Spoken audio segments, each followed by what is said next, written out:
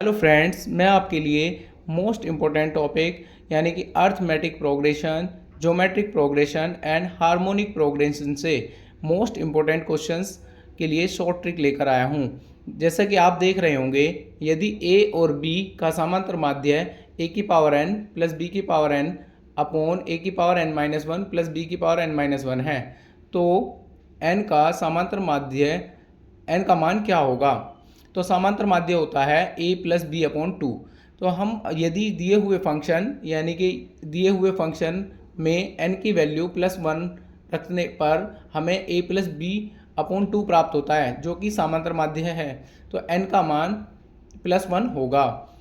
Next question, यदि a और b का समांतर माध्य a की power n plus one plus B की पावर n प्लस वन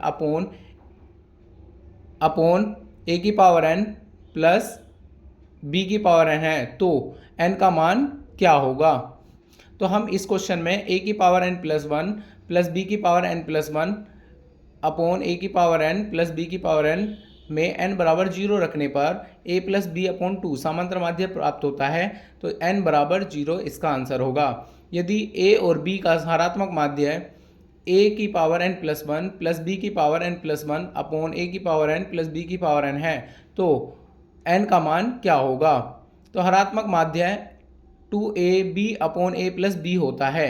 अतः यदि हम दिए हुए फंक्शन में n की वैल्यू माइनस वन रखने पर हमें 2ab upon a plus B प्राप्त होता है, तो इसका हरात्मक माध्य के लिए n बराबर माइनस वन आंसर होगा।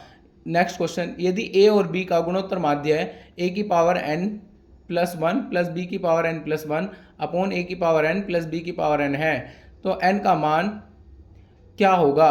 तो गुणोत्तर माध्य में हम देखते हैं कि ज्योमेट्रिक मीन होता है अंडर रूट ए बी।